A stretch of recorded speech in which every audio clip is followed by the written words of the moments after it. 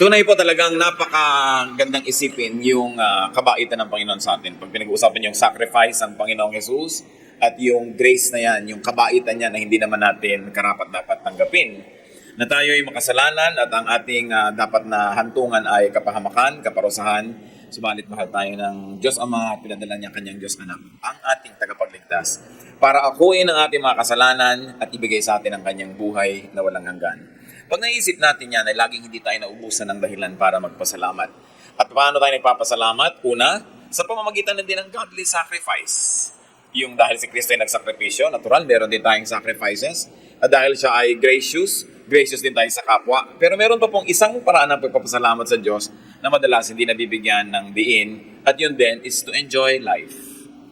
That God is gracious and that the sacrifices of the Lord Jesus Christ is not meant only to make us contemplate sacrifice, but also to enjoy the fruits of those sacrifice. So ang tunay na espiritualidad, una ay nagsasakripisyo din, nagtitiis na hindi dapat gawin ng mali, at pinagsisikapang gawin ng tama, may sacrifice yun. Pero hindi lang sacrifice. Because God is gracious, we must learn to enjoy life, because life is a gift from God. It is not just a problem to be solved, it is a gift to be enjoyed. At yan po ang tema ng Ecclesiastes. Hindi laging madaling pag-aralan ng ganitong mga books of poetry and books of wisdom dahil bihirang may mga kwento na madali at masarap subaybayan. Kadalasan mga ideya na masalimuot pa nga kuminsan, pero bahagi ng salita ng Diyos ang ganitong mga uri ng wisdom literature na dapat nating pakinabangan. So ngayon, Ecclesiastes 6, at ito may kinalaman sa naging sakripisyo rin ni Jesus sa pag-ibig ng amang nasa langit na dapat ang buhay ay magkaroon ng kulay, magkaroon ng saya, at magkaroon ng kabuluhan. Sinisikap na sagutin ng mga ngaral sa Ecclesiastes kung ano daw talaga ba ang kahulugan ng buhay, ano yung mahalaga, anong dapat gawin sa maikling buhay na ito. At yan, ipinamagitan natin, so what's good in life? Ano nga ba ang karapat-dapat na bigyan ng pansin? Ano nga ba ang mainam sa buhay na ito? Ama namin sa langit, salamat sapagkat kami pinagtitipon-tipon ninyo. At salamat din, Panginoon, sapagkat ang puso namin tinatamnan nyo ng pag-ibig sa inyo, pagkauhaw sa inyong salita. Linisin niyo po kami para walang maging hadlang na makita namin kayo ng mukhaan. Nais namin, Panginoon, kayo po ang maging tagapangaral, Ama sa langit. Gamitin nyo lang ang lingkod nyo na daluyan na yung mga salita.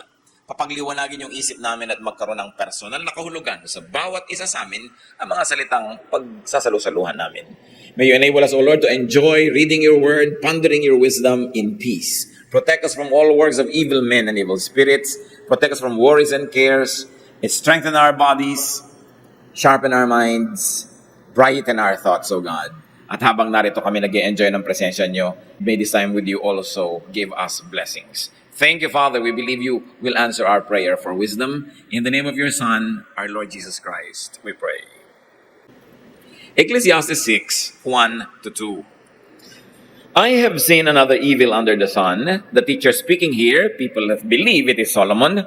I have seen another evil under the sun, and it weighs heavily on men. Meron na naman daw siyang isang nakitang dapat problemahin kabigatan sa buhay. God gives a man wealth, possessions, and honor, so that he lacks nothing in his heart desires. But God does not enable him to enjoy them, and a stranger enjoys them instead. This is meaningless, a grievous evil. Isa pong naobserbahan dito ni Solomon, meron daw mga taong, pinagpala naman at nagkaroon naman ng kakayahan na magpayaman, kaya lang may kulang. Hindi sila nabigyan ng pagkakataong lasapin yung sarap ng kayamanan na kanilang inipon. Bakit? Sapagkat kung iisipin ay napakaraming ibinabayad ng tao para yumaman, that there are great payments to be made for great wealth. Hindi naman dali-daling yumayaman lang ang tao, maraming hirap yan, maraming sakripisyo. One is, of course, big work. Malaking hirap para magpayaman. Kuminsan, pag mayaman ka na, madali nang mas yumaman pa. Pero ang hirap nung makahulagpos ka mula sa kahirapan patungo sa kayamanan. Mahirap na trabaho yun. Pero pag yumaman ka na, kuminsan, may naniniwala na sa'yo, may kapital ka na, may mga connection ka na, dumadali na. Pero sa simula, mahirap yan. Para ka mayaman, kailangan mo ng big investments and risks. Investment not only of money, but of your time, your talent, your relationships. And therefore, because of the big investments, you have big worries, big stress, big sacrifices, like isolation. Marami nagpapayaman, nalalayo muna sa mga mahal sa buhay kasi hindi naman pwedeng sabay-sabay na nagpapayaman ka tapos nag-aalaga ka ng anak, meron kang minamahal na asawa, bihira yung blessed na nagpapayaman na, kasabay pa niya lahat yung ginagawa niya. Madalas, may pag-iwahiwalay. And of course, there's great sacrifices, like having to compete, like missing out on a lot of fun and pleasures in life. Ang nakakapagtaka lang sa atin, pag may yumaman na, yung mga hindi naman katulong na ipunin yung kayamanan na yon, gustong makihati. At sabi, ang yaman naman, dali mo nang ibigay sa akin yan. Marami ka naman pera, bigyan mo na lang ako. Pero hindi nila naisip kung gaano kahirap bago nakaipon ng pera yung tao. At kung ano ang mga sakripisyo niya para lang manatili siyang mayaman o mas yumaman pa. Ang hirap ngayon, kung naubos mo na yung lakas mo, naubos mo yung PR mo, naubos mo yung good relationship with people para kayo maman, ano ngayon ang natira para ma-enjoy mo yon? The problem with wealth is that wealth could not be enjoyed when one dies, before it is collected, or before it is fully enjoyed. At sinasabi yan ni Solomon, kuminsan, ang haba ng buhay ng tao, nauubos niya sa pagpapayaman, pero hindi niya naggamit yung kayamanan habang buhay siya. That one might overproduce beyond his capacity to enjoy. Na, gano'n ka ba haba ka ba mabubuhay na ilang taon? Mabubuhay ka ba ng 80, 90, 100? Siguro yung 110, sobra na yun. No? Pero ipagpalagay na hanggang 110, how much money do you need to enjoy? And there are people, even in Solomon's time, that had much more money than what they would need for their whole lifetime. Tapos hindi pa tumitigil ang kagagawa ng pera, at kuminsan nagkakaroon pa ng mga kaaway, nalalayo pa rin sa mga mahal sa buhay dahil gawa pa rin ang gawa ng kayamanan. Pero kahit ang yaman mo, namamatay ka rin. And through death, through succession and inheritance, through legalities and other reasons, one loses control of his possessions. Nangyayari yun, nawawala ang paghawak mo sa iyong kayamanan. Habang buhay ka lang, habang malakas ka lang, habang malinaw lang yung isip na hawak mo yan. Pag lumabo na yung inisip, o namatay ka na, o hindi na kaya ng iyong katawan, iba na ang magmamanage yan, at kadalasan, iba na yung magpapasasa. Ano ang punto ni Solomon? That it is senseless and unfair for the producer and the collector to work so hard and not enjoy his fruits. Hindi sinasabi ni Solomon na huwag ka magpayaman. Pero ang maaari niyang iminumungkahi sa atin, huwag mong kakalimutan to enjoy the fruits of your labor. And this time, hindi lang sa kayamanan pinag-uusapan ng malaking kayamanan. Kung ano man sa iyo ang konsepto ng meron ka, nagtrabaho ka, meron kang kinita, huwag mong kakalimutan na enjoyin yun. Kasi kaya ka binibigyan ng Diyos ng pagkakataon na kumita, magkaroon ng iniimpok mo para pakinabangan mo rin yun. Hindi ka nilikha ng Diyos para maging tagapagtrabaho. God just did not create you to become a beast of burden. But you are to work so that you will enjoy the fruit of your work. You are to work 6 days so that you can fully enjoy the 7th day of rest. You are to collect and you are to gather so that you can enjoy its benefits. So the writer of Ecclesiastes essays the difficulties, the disadvantages, and frustrations of people who work hard to be wealthy. Na para rin yung sinasabi, huwag kayong sobrang magsikap na sobrang namang yumaman. Lalo't kung lampas-lampas sa kailangan ninyo, dapat naman pause, rest, and enjoy what you have worked for. Ecclesiastes 6, 3-6. A man may have 100 children and live many years. Yet no matter how long he lives, if he cannot enjoy his prosperity and does not receive proper burial, I say that a stillborn child is better off than he. It comes without meaning. It departs in darkness, and in darkness its name is shrouded. Though it never saw the sun or knew anything, it has more rest than does that man, even if he lives 1,000 years twice over, but fails to enjoy his prosperity. Do not all go to the same place. Isang exaggeration, natural, just to bring home a point, na sinasabi dito ni Solomon, marami kang maging anak, which was a barometer, a measurement of blessedness. Kanya marami kang naging anak at mga apo, naging mahaba man ang iyong buhay, na isa na namang pamantayan ng pagiging blessed ng Diyos, sabi ganun. Pero kung hindi mo na i-enjoy ang iyong prosperity, tapos hindi ka pa malilibing ng maayos, sabi niya, mabuti pa hindi ka nalang pinanganak. Mas mapalad pa sa iyo yung batang ipinanganak ng patay. Sabi, kasi after all, mamamatay ka rin naman pareho lang kayo napupuntahan. So pareho lang kayong hindi nag-enjoy. So yung ipinanganak ng patay, hindi siya nag-enjoy. Ikaw, ipinanganak ang buhay, pero yung buong buhay mo, hindi ka rin naman nag-enjoy. Puro ka lang pagsisikap. Sabi niya ganun. Tapos pareho rin lang kayong mamamatay. Mabuti pa yung hindi nilang ipinanganak. Hindi siya nahirapan. Ikaw nahirapan. It's an exaggeration and it must be read as poetry. Natural, kahit mahirap ang buhay, mas masarap pa rin ipanganak ka kaysa hindi ka na naipinanganak. Pero ang point niya, baka akala mo ganyan lang yung buhay na puro pagsisikap, puro pag-iipon, puro pagtitipid, puro pagtatrabaho. Kailangan na i-enjoy mo yan. Many conservative theologians are not comfortable with Ecclesiastes. It is one of the books of the Bible that gives so much discomfort to conservative theologians. Kasi parang ang puro tinuturo ng Ecclesiastes is how to enjoy life. At alam niyo naman, maraming mga theologians, parang habang hindi ka nagdurusa, nagdurugo, nagpapawis ng dugo, nagkukorona ng tinik, naglalakad ng paluhod sa kanila, parang wala kang kwenta. Pero nakikita natin yung balanse na binibigay ni Solomon sa buhay ng mga mananampalataya. And it is no coincidence na nasa gitna siya ng Bible. Pag binok mo sa gitna, nandun yung Ecclesiastes eh. Even in a physical situation, it might be read as nagbibigay talaga ng balance. Ecclesiastes is one of the very few books in the Bible that will tell you to enjoy life. Salamat nandun. At hindi rin naman aksidente na si Solomon ang pinakamatalinong tao sa balat ng lupa. Siya ang binigyan talaga ng Diyos ng karunungan, kaya dapat pakinggan. Kahit maiksi lang yung book niya, at ang haba-haba nung sobrang nag-glamorize ng sacrifice, pareho silang mahalaga. Ang kailangan may balanse. So sabi niya, a man may have many children and have long life and lots of material blessings, but if he doesn't and cannot enjoy his prosperity, lugi siya. Non-enjoyment of life, inability to enjoy a restful life, not having a graceful exit from this world like a decent burial, could make even a long and a prolific life almost meaningless. One of life's great purposes and meanings is the enjoyment of it. Kung ating sasariwain ang pag-create ng Diyos kay Adan at kay Eva, sabi niya, ayan, ang lahat-lahat, enjoyin nyo. Isa lang ang huwag nyong kainin. So isa lang yung dapat huwag, yung iba puro yes. Pero dahil nga sa paglabag ng tao doon sa kaisa-isa lang na huwag na yon, dumami tuloy yung mga huwag na. Dumami tuloy yung tinik, dumami tuloy yung hirap ng buhay.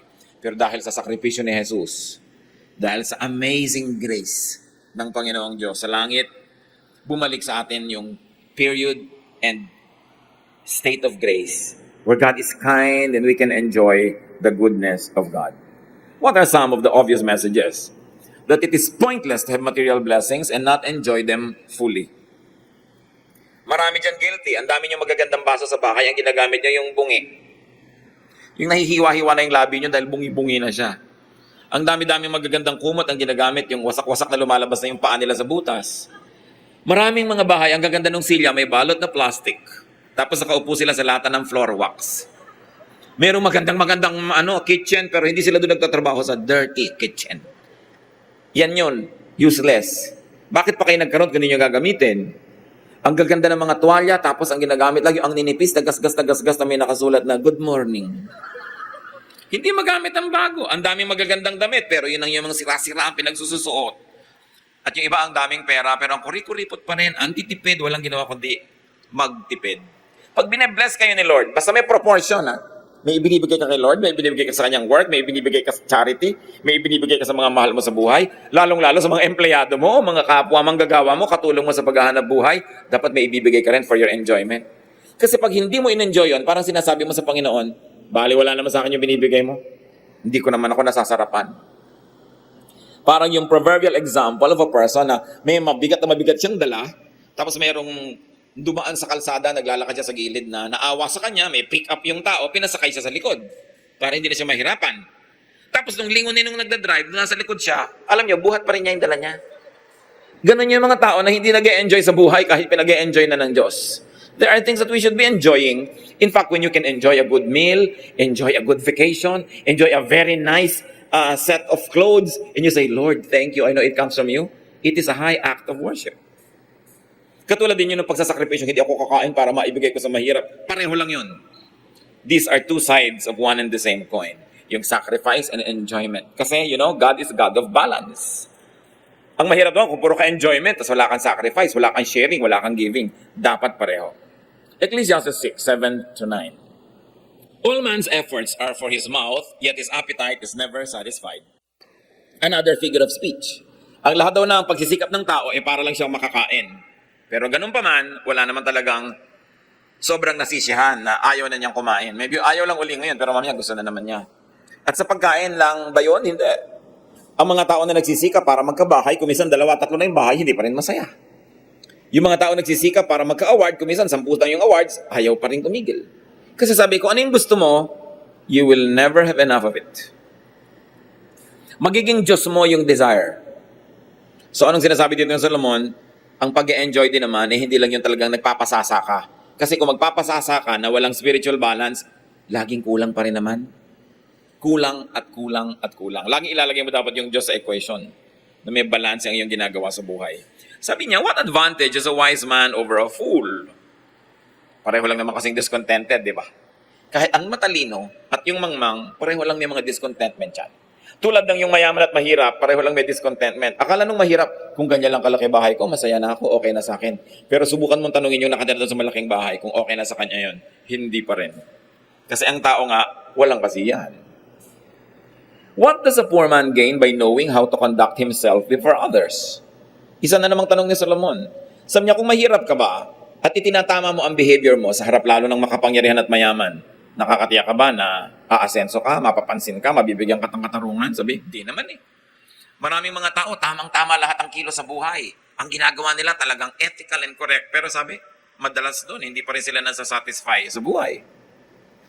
Better what the eye sees than the roving of the appetite. Said another way, saying, mabuti pa, enjoyin mo na lang yung meron ka kaysa lagi mong hinahanap yung wala ka naman. This too is meaningless, a chasing after the wind. In a manner of speaking, Solomon was saying, a fish on the table is better than 10 in the ocean. Kung ano yung meron ka, pag ine-enjoy mo yon, masaya ka. Pero pag lagi mong hinahanap yung wala, hindi ka nasasaya kahit kailan pa. Some of life's mysteries and ironies, contradictions, and senselessnesses is the struggle to have does not usually end in satisfaction. Observation niya ni Solomon. Kahit ka working very hard, hindi guaranteed na masisiyahan ka sa dulo nun. And in spite of wealth, you are not happy. Sometimes because of wealth, you are not happy. So no one really gets satisfied. Solomon says that being sensible does not guarantee living a better life. Napansin niyo ba yan kumisan? Hindi ko mo proper ka at tama ka, winner ka, kadalasan nga loser ka pa dahil tama ka eh. Napapansin niyo yon? Tingnan yung mga hindi corrupt, sila yung walang pera. Yung mga corrupt parang wow, yung mayaman. Parang nire-reward yung masama. Pero anong ibig sabihin lang dito na Solomon? Akala lang natin yon. That uprightness, sabi niya, does not always lift people out of poverty. It is true, but only poverty of the material things. But uprightness will always lift you out of spiritual poverty. Kaya pag dinitingnan natin, ang totoo nun, kinikiliti lang ni Solomon yung isip ng mga nagbabasa sa kanya na akala mo, sabi ni Solomon, uy, bali, wala namang gumawa ng mabuti, hindi rin ibig sabihin, masasatisfy ka. Pero pinag-iisip ka niya na it is better to suffer for doing right than to suffer for doing wrong. Because in both cases, you suffer. Those who do right, those who do wrong will also both not be satisfied. Yung gumagawa ng mali, nakaw ng nakaw, hindi pa rin siya satisfied. Ikaw naman, hindi ka nagnanakaw, hindi ka rin satisfied kasi kulang. Sino ngayon sa inyo ang mas blessed? Pareho lang naman kayong hindi satisfied eh. Pareho lang kayong mamamatay. At pareho lang kayong haharap sa Diyos. Kaya ang inevitable conclusion, mabuting gumagawa ka ng tama kahit hindi ka laging yumayaman dahil sa paggawa mo ng tama. Mabuting gumagawa ka ng tama kahit hindi bigla na nagkakaroon ka ng satisfaction. Kasi hindi naman bigla-bigla ang mabubuting bagay. And God knows our hearts, God knows our thoughts, and we will face God and God is our judge. That is a common sentiment that many good people do not really become rich. Pero hindi naman kung naging rich ka, na naging bad ka pa kung minsan sa paraan ng pagiging rich mo, hindi naman ibig sabihin, sasaya ka na rin eh. So lugi ka rin. No? That if you won't find and you will seek satisfaction, no? It's better to always do what is right. And whether or not you get satisfied, God is satisfied with you. At ang mahalaga, yung satisfaction ng Diyos sa'yo. Hindi lagi yung instant satisfaction mo. Isa yan sa mga palatandaan ng maturity that you can withhold your satisfaction. You can postpone your pleasure. Pag bata ka, gusto mo na kainin yan kahit wala na uli mamaya. Pero makikita mo yung mga matatalinong bata, kahit sa plato nila, may kinakain sila halimbawa ng meat, they serve the best piece for last. Sabi mo, magaling ito yung kahuli-hulihang masarap ang kakainin. Para yun ang huli. Pero yung mga immature, uunahin nila yung masarap. Kahit sa trabaho, kahit sa buhay. Sabi ng isang kanta noong 1960s or 70s, a man must break his back to earn his days of pleasure. So ang matatalino at mature na tao, maghihirap muna yung sarap sa dulo. Pero yung mga immature, sarap na ngayon, bahala na bukas kahit hindi masarap yan. Kaya nakikita natin yung wisdom ni Solomon. That it's good always to be good, whether or not you become satisfied with the outcome.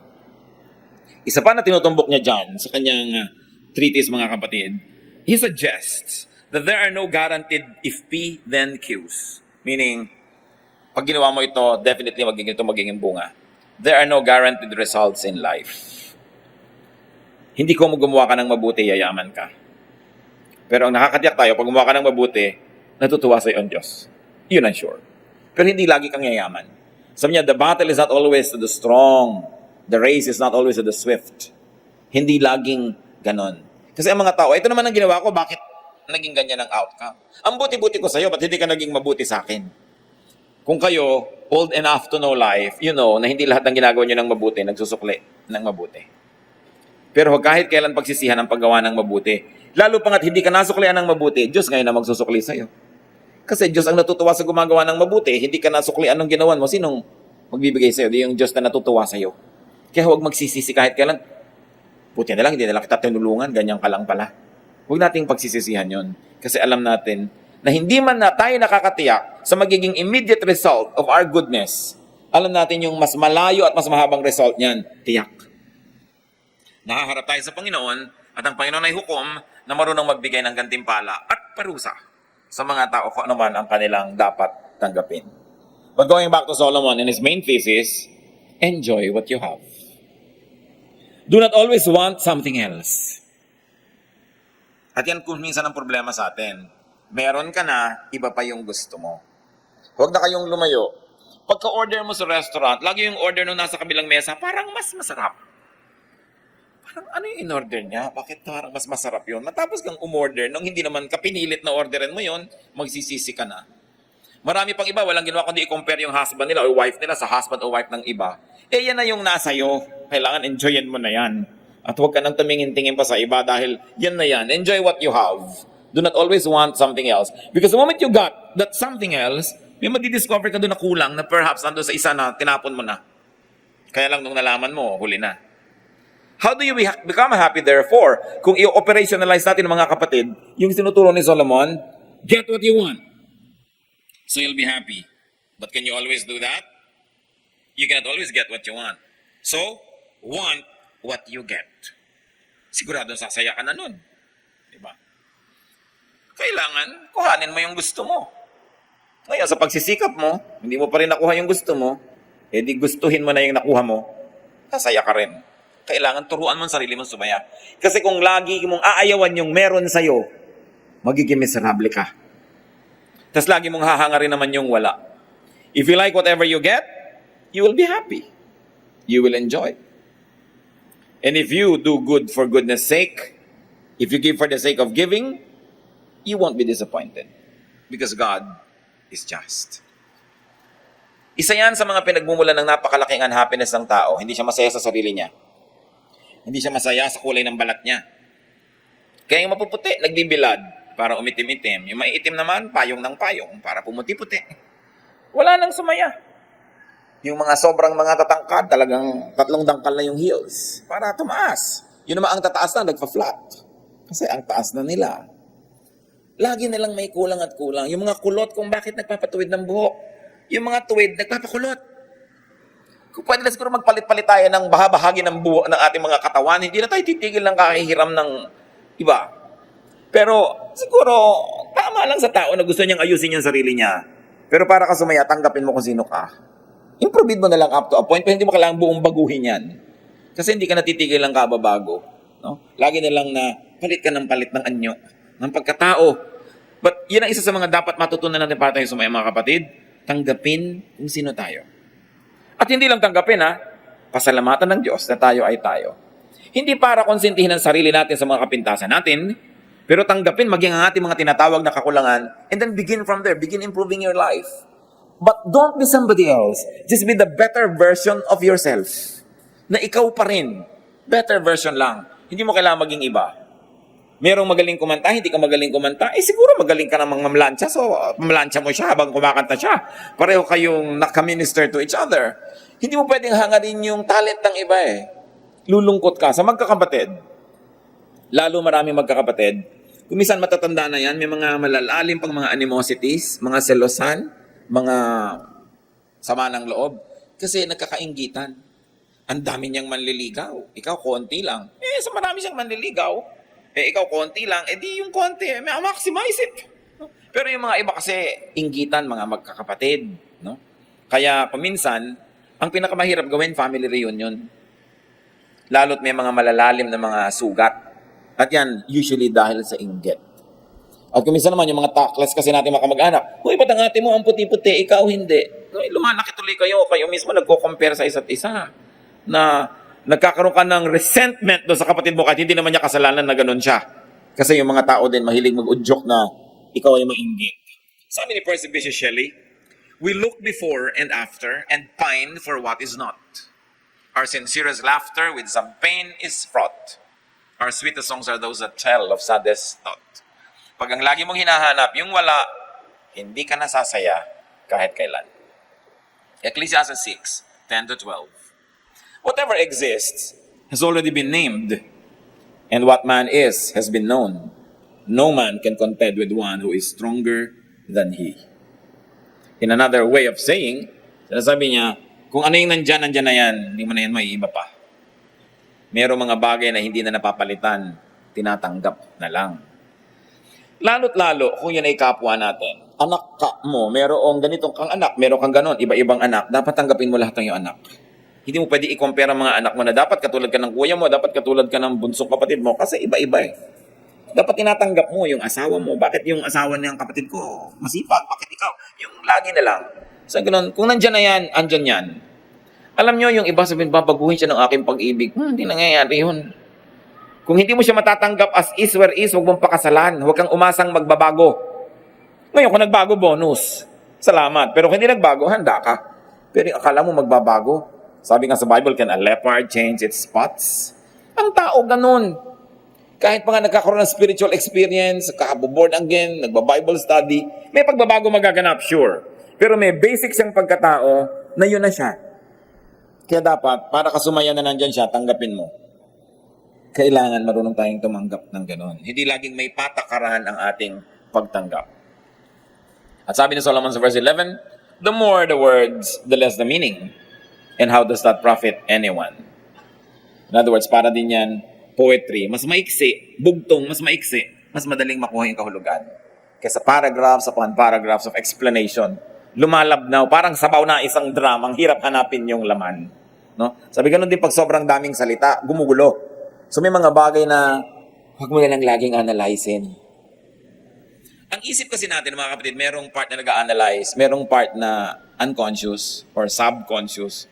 Meron din siyang paraan ng pag-iisip, pero hindi yung controlled mo. May bahagi ng ating pag-iisip na controlled natin, merong hindi. Kaya sabi niya, huwag mong kontrolin lahat. Huwag mong analyzein lahat. Habang analyze ka ng analyze, humihirap lalong maintindihan ng marami mga bagay. In other words, sakay ka na lang. Enjoyin mo yan at huwag mo laging hanapan ng if, P, then Q o ng mga dahilan. Verse 12. For who knows what is good for a man in life? During the few and meaningless days he passes through like a shadow. Who can tell him what will happen under the sun after he is gone? So Solomon was saying that we can change the way it is by thinking about it. By problematizing and solving and making sense of life's mysteries. Mahiwaga talaga ang buhay. Hindi mo kayang maunawa ang lahat. In other words, Solomon says, life is short. Don't waste time problematizing life. But savor every moment. Enjoy every minute. Maximize life's unlimited time by enjoying it, by accepting that which cannot be changed. Maraming ganyan mga magulang hindi matanggap yung anak, mga anak hindi matanggap yung magulang, magkakapatid hindi matanggap, ang tagal-tagal na struggle, tapos kung kailan malapit ang mamatay at saka lang magtatanggapan, magpapatawaran, sayang. Maraming mga manugang ayaw tanggapin ng biyenan, pero pag naman naghihingalo na rin yung biyenan, tinatanggap na rin yung manugang. So aga-agahan na para mag-enjoy sa buhay. Maximize life's limited time by doing good no matter what the initial and apparent outcome. So what's good in life? May nadagdag ba sa definition natin mga kapatid? So what's good in life? If you might review, don't overwork to the point of being unable to enjoy the fruits of your labor. Kailangan may pahinga ka para ka mag-enjoy. Bagamat konting tao yon, madami yung iba sobrang enjoy, konting trabaho. Yun ang mas malaking problema. Pero meron talaga hindi marunong pasayahin ang sarili. Lagi na lang tinitipid ang sarili. Lagi na lamang na walang ginawa kundi Mag-ipon ng mag-ipon at magtrabaho ng magtrabaho. So work and enjoy the fruits of your work. And enjoy before you die. Of course. Pero kasama na sa meaning niyan, enjoy before you become too old or too sick to enjoy it. Minsan pag nagbabiyahe ka sa ibang bansa, makikita mo mayroong mga super tatanda na doon pa nagtutur. Talagang halos hindi na makaakyat ng mga baitang-baitang. Well, at least, nagtutur pa rin. No? Pero, laki siguro ang panghihinayang noon kung nung mga bata-bata pa sila, hindi man lang nagbiyahe, pagkatapos puro tipid ng tipid. No? Tapos, lalo mga Pilipinong magulang, bigay lahat sa anak. No? Yung halos tipirin ng sarili, hindi kumakain ng masarap, puro sa anak. Si anak naman para, puro ilakwatsa. Na nag-enjoy sa buhay si anak. So, kailangan marunong ka rin magpa-enjoy sa iyong sarili. Enjoy what you have, get what you want, or want what you get. And be good for goodness sake, though you are not immediately rewarded. God is just. And then do not problematize life. Marami tayong sa mga pinoproblema sobra sa buhay, hindi niya naman kayang solven. Kaya niyo bang solven halimbawa yung, global warming? Kaya mo ba yan? Kapoproblema mo lagi? Hindi. Pero, subukan mo na magbawas ng paggamit ng aircon, di ba? Para makatulong ka naman na huwag masyadong yung environment natin, magasgas dahil sa ganyan. Huwag ka laging gumamit ng kuryente. Maglakad-lakad ka lagi. Huwag ka laging nag-elevator. Nakakatulong ka, pero kung problematizing kasi hindi mo kaya yan. Ang pinoproblema ng marami ngayon, yung mga lindol.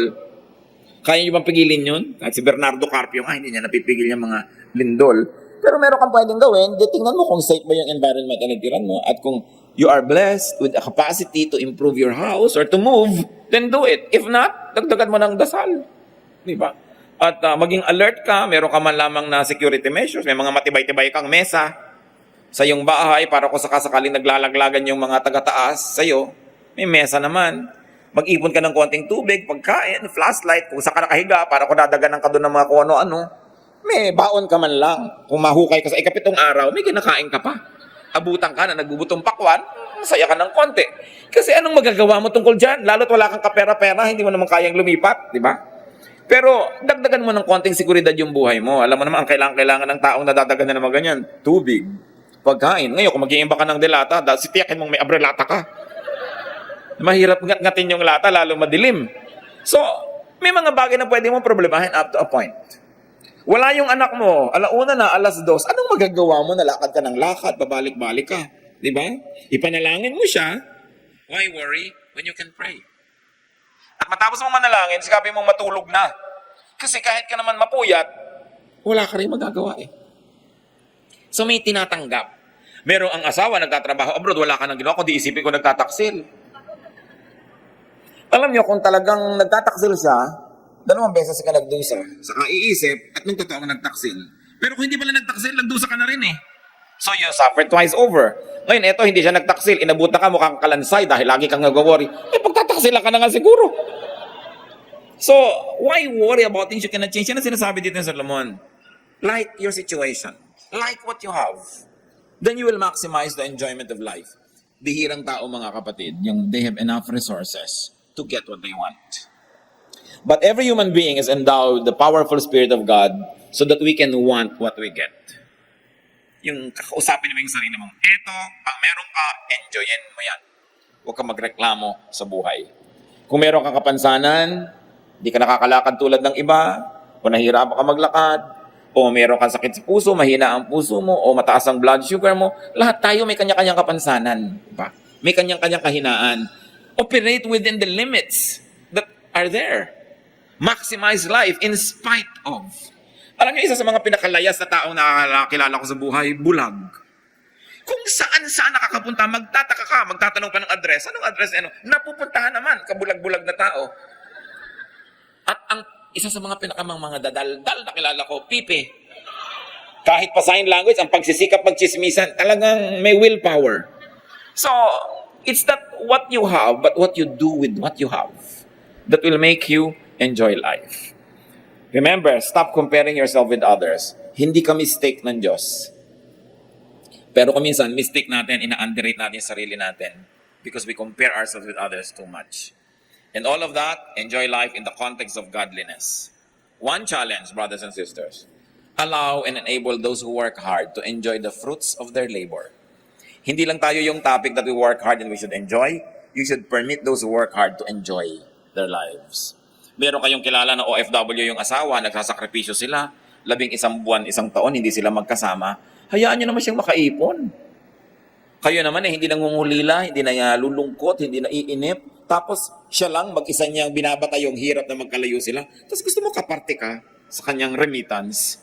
Ganyan yung mga kamag-anak huy, pahiram naman. Ang laki-laki ng sweldo ng asawa mo. Gusto sabihin, bakit pa nag-iinip ba ako paggabi? Karamay kita. Bakit kasama kita sa paggastos? So let's allow people who work hard to benefit from their labor so that there will be justice. Huwag tayong pumipitas na hindi natin tanim. At kung minsan, pag binibigyan tayo, na hagis-hagisan tayo ng konting grasya, pasalamat tayo. Pero hindi nila obligasyon yun. One of the saddest facts of life, ng OFW life, and there are at least 10 million Filipinos na OFW. Kaya walang Pilipinong walang kamag-anak na OFW. Lahat meron. Let's allow them to enjoy the fruits of their sacrifices. Hindi lagi nila tayo nakadaga, nakahingi, nakadaing, na akala mo obligasyon nila na pabutihin yung buhay natin. So, God wants you to enjoy life. Yes, there are sacrifices. There are things that we should not do. There are things that God requires us to give to Him. But there are many things that God likes us to enjoy. Kita niyo kung gaano kabuti ang Diyos. Ang hinihingi lang nga niya sa atin, tithe, yung 90 atin Diba? At under our management, yung iba nagre-reklamo pa. Pero napakabuti ng Diyos. At sa bawat binibigay natin sa Kanya, siya naman ay marunong magsukli. In fact, kaya ka nga niya pinagbibigay para ka lang makapag-invest. Dahil hindi naman niya paghihirap pagka hindi ka nagbigay. But when you invest in God's work, your time, very especially, your effort, and even your treasure, ito yung mga mabuting ginagawa natin sa buhay. Ama namin Diyos, salamat sapagkat kayo Diyos ang mabait, na pati enjoyment namin, isinulat nyo dito sa Bible. Si Solomon pa, a very credible, very wise, ang nagsasami sa amin, Lord, to enjoy the fruits of our labor. Turuan nyo nga po kami, Lord, to be appreciative of your goodness and allow us to show that appreciation by enjoying what you like us to enjoy. Tulad ng pag nagbibigay kami ng regalo sa iba't hindi nila ginagamit, sumasama ang loob namin. Nawa Panginoon, hindi namin mapasama ang loob nyo pag hindi namin ginagamit at ine-enjoy yung mga bigay nyo sa amin na regalo. Pero habang ine-enjoy namin the Lord, teach us to be sensitive to others, teach us to share with others, teach us not to be proud and not to flaunt what you give us, but in humility, allow us to enjoy your goodness. Pagbulay-bulayan pa natin mga kapatid sa ilang saglit ng katahimikan, ang personal na mensahe sa inyo ng Panginoon, makipagniig tayo sa Espiritu ng Diyos na gustong tayo lumasap ng sarap sa buhay.